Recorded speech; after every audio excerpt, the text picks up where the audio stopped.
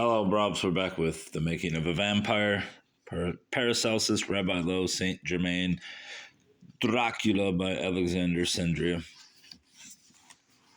Little by little, and allow me to fumble, little by little Paracelsus learned the whole story of the witch.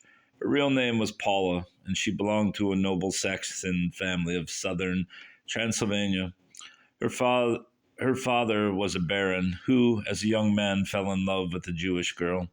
They couldn't get married because the laws at that time prohibited marriages between Christians and non-Christians in order to protect the purity of Christian families.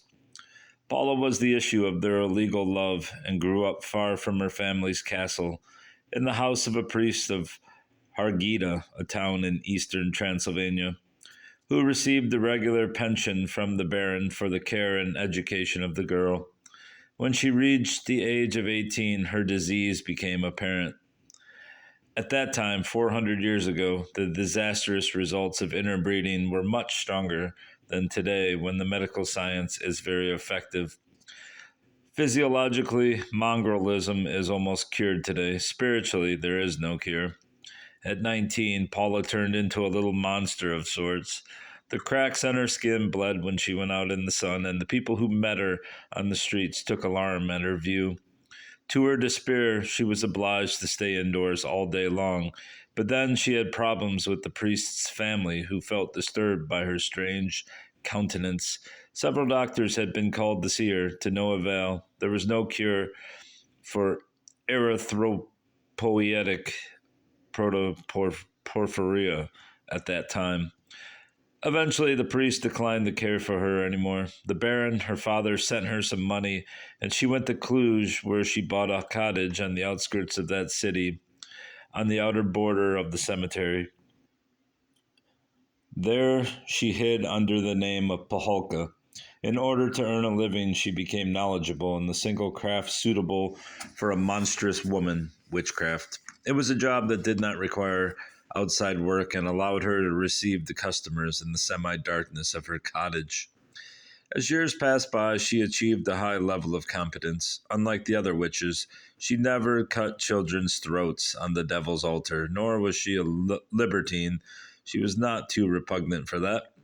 Or she was too repugnant for that, or a blasphemer. She never engaged in the practice of Satanism, poisoning, and sacrilege as most witches did. She was using her philters and ointments for healing, for the reconciliation of lovers, for chasing the evil away. She was able to cure the disturbed and the bad dreamers, or to appease sorrows. She knew how to cast spells over the wrongdoers, and how to use many other incantations of this kind. She was polished in her manners, spoke several languages and idioms, read treatises in her specialty. She had a library of scholarly books and manuscripts, and used her cauldron not only for preparing medicine for the simple people who were her clients, but also for sophisticated magical effects. The emergence of the vampire Dracula in her cottage was due to her expertise in a higher level occultism. In conversing with her, Paracelsus was astonished by her vast knowledge of the world, of the uncanny, her thoughtful remarks, and her philosophical, uncomplaining resignation to fate at her age of 29. When she saw he was a learned man, she invited him in an adjoining room where she had her library. The walls there were covered with books, diagrams, old maps, and some papyri. All were concerning her craft. In front of a large chimney, there were two comfortable armchairs, and between them there was a bowl of water laid on a brass tripod. The alchemist learned that she used the bowl for her incantations, in much the same way as a fortune teller studied the crystal ball. He told her in turn about his research, the endeavor to create a homunculus, as well as about the elixir of life, the secret of triumphing over death. Suppose for a moment, she said, that you'll be successful by tomorrow morning. Would you really drink the elixir and live forever? Well, Mrs. Paula, it's not that which counts. What is important, indeed, is simply to triumph over death. I see, your interest is nothing than scientific. But did you consider the other part of the story? If you discover that secret, many would like to benefit from it and live forever.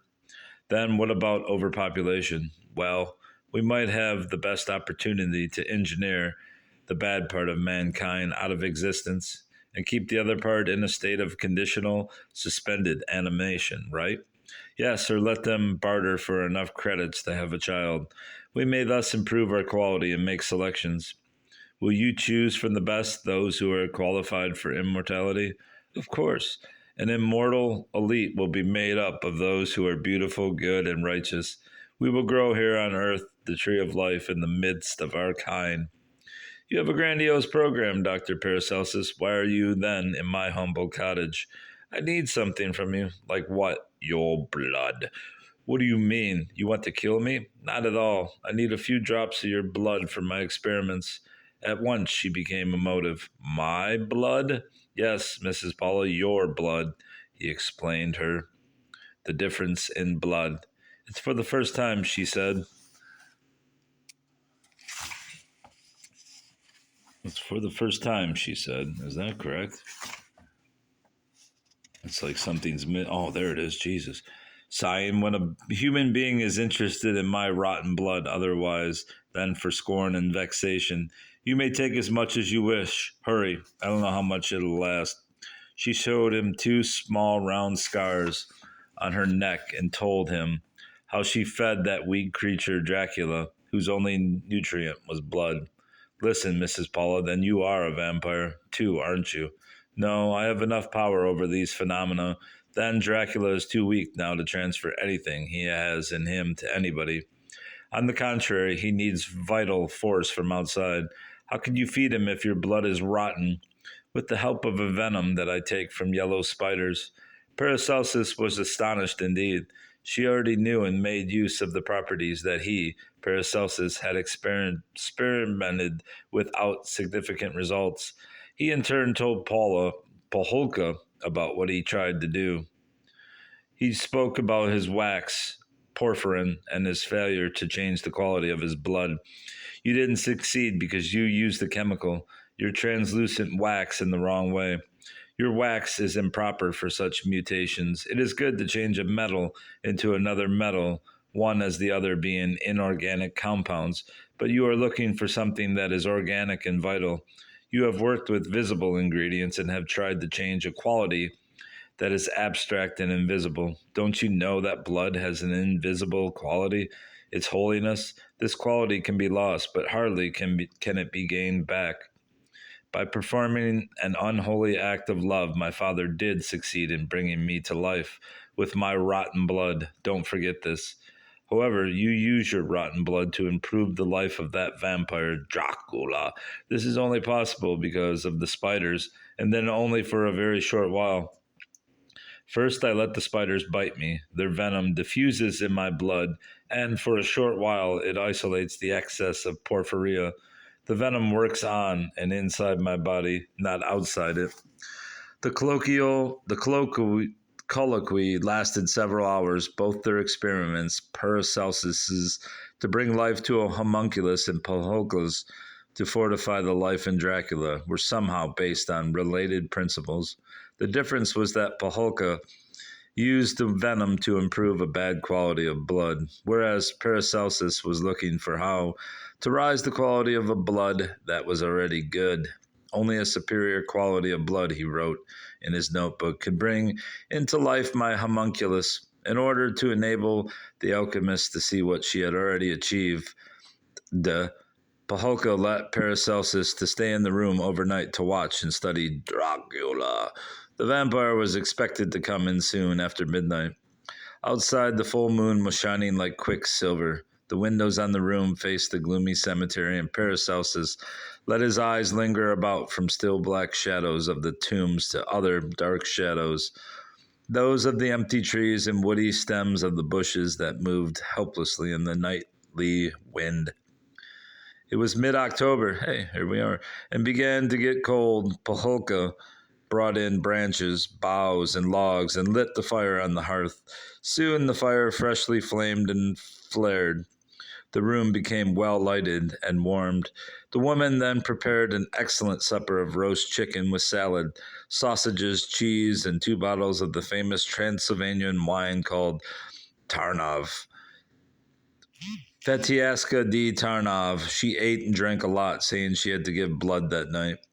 During the supper, she asked the alchemist many questions as to his family, his relatives, his ancestors, his blood and race. Your blood is holy, she said with a sigh. For her own blood, keep it so or improve it as you wish, but never defile it by interbreeding. Some squally April evenings, when it sleets, I become very sensitive to that bowl of water that you see there. You know how we lonesome people feel when it sleets. Our senses are affected by squall and sleet, especially in springtime when new loves begin among the young ones. We look at them and feel lonelier than ever. Sometimes young couples come to this area and walk around over there in that cemetery. They don't care about squall and sleet. When I see them, I feel tense myself with expectancy and my nerves are keyed up. If I look in that bowl of water on such squally evenings in late April, I see something that I can hardly believe. I see people like me, mongrels, living some time in the future, and their faces bear no physical trace of the disease. They look like cured. They work, make love, and travel like everybody else. However, their life is bad, their work is a burden, their feelings are base, their relations are unhealthy, their beliefs are mixed up in their confused minds. They seem to be sick in spirit. They kill each other, they mug, they rape, they steal. It looks like the evil has taken over our countries and makes a mockery of everybody's life. I am perhaps wrong. This vision of the future cannot be true. Perhaps my view is at fault because of my disease or my solitude or my dejection. She looked at the clock. It was an hour before the time. She went in the other room where she had her laboratory and came back with 2 glass jars. They contained yellow spiders that moved like mad. Good, she said. They die with hunger. She took off her velvet gown with hood and carelessly unbuttoned the top of her dress. Her breasts were white and full and looked incredibly young and virginal. The alchemist noticed how shapely that woman was. He understood she was desirous of love like any young woman, but was cruelly inhibited by her disease. She opened the jars and placed them with the openings against each of her breasts. The spiders flung on them furiously and bit deep in the flesh. Paracelsus remarked with horror how quickly they swelled with blood.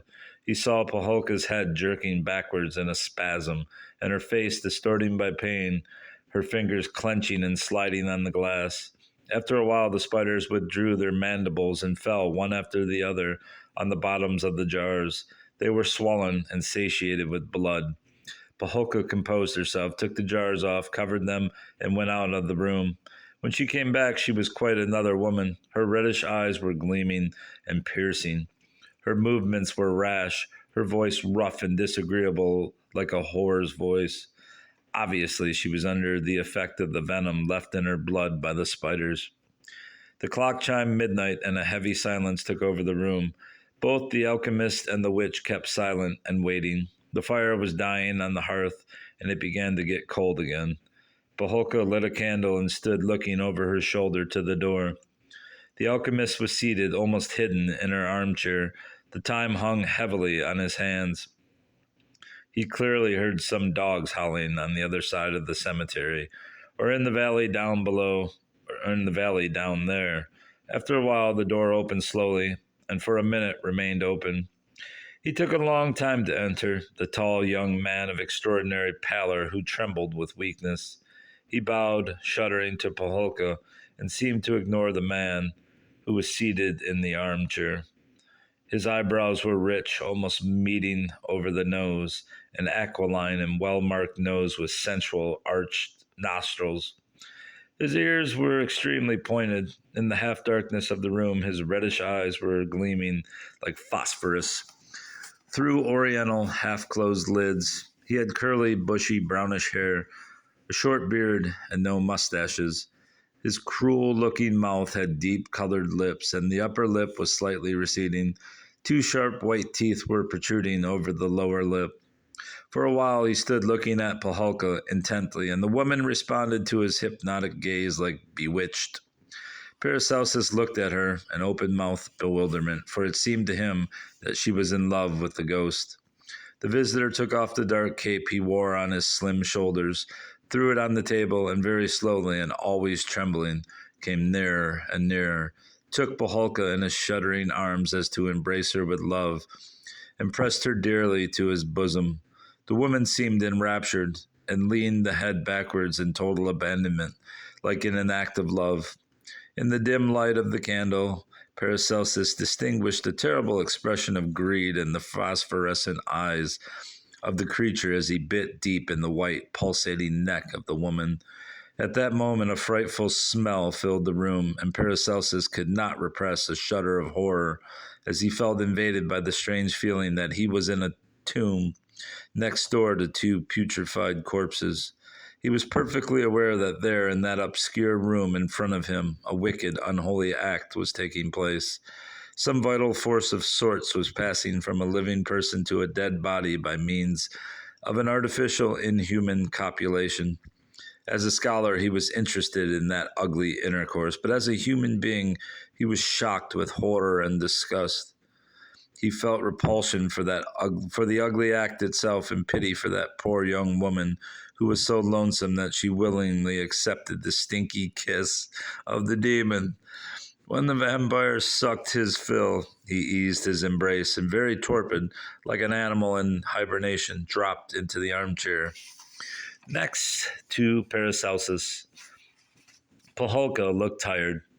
Her eyes had lost their previous glamour, and she became again the thoughtful, quiet, decent little woman she was before. At Paracelsus's inquiring regard, she motioned to him, and toward the vampire who was already dozing off.